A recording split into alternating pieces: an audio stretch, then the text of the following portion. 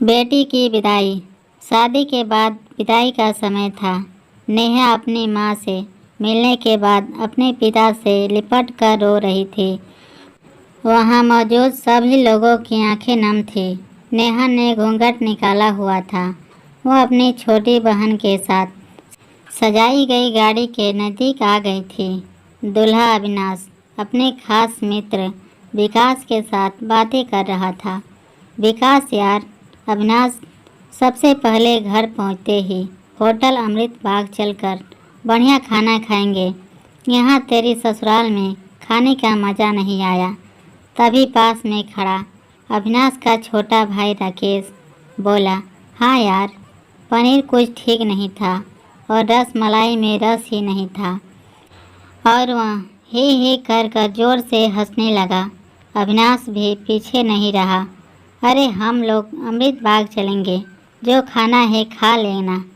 मुझे भी यहाँ खाने में मज़ा नहीं आया। रोटियाँ भी गर्म नहीं थी। अपने पति के मुंह से यह शब्द सुनते ही नेहा, जो घूंघट में गाड़ी में बैठने जा ही रही थी, वापस मुड़ी। गाड़ी के फाटक को जोर से बंद किया। घूंघट हटाकर अपने पापा के पास पहुंची।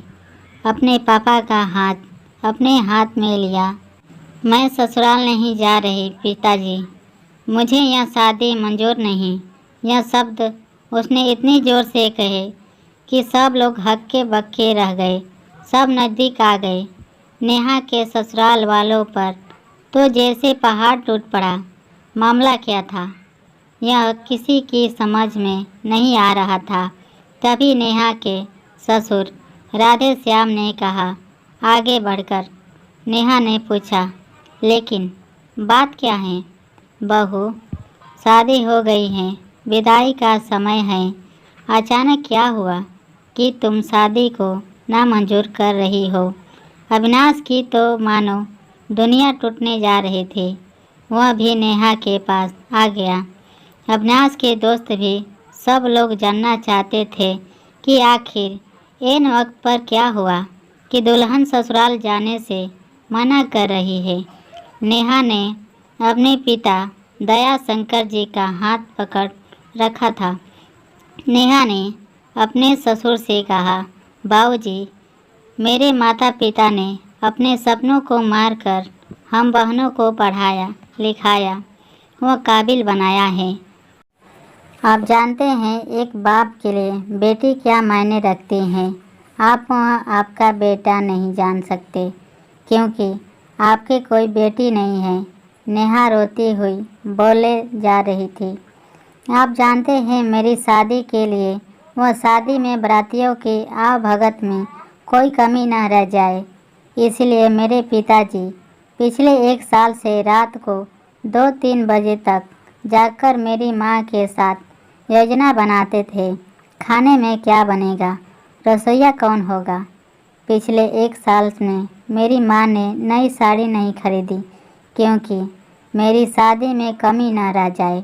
दुनिया को दिखाने के लिए अपनी बहन की साड़ी पहनकर मेरी माँ खड़ी हैं। मेरे पिता की इस 150 रुपये की नई शर्ट के पीछे बनियान में 100 छेद हैं। मेरे माता पिता ने कितने सपनों को मारा होगा, ना अच्छा खाया ना पिया। बस एक ही ख्वाहिश थी कि मेरी शादी में कोई कमी न रह जाए। आपके पुत्र को रोटी ठंडी लगी, उनके दोस्तों को पनीर में गड़बड़ लगी, मेरे देवर को रसमलाई में रस नहीं मिला। इनका खिलखिलाकर हंसना मेरे पिता के अभिमान को ठेस पहुंचने के समान था। नेहा हाँफ रही थी। नेहा के पिता ने रोते हुए कहा, लेकिन बेटी, इतनी छोटी सी बात। नेहा ने उनकी बात बीच में काटी। यह छोटी सी बात नहीं है पिताजी। मेरे पति को मेरे पिता की इज्जत नहीं। रोटी क्या आपने बनाई? रसमलाई, पनीर सब कैरेक्टर्स का काम है।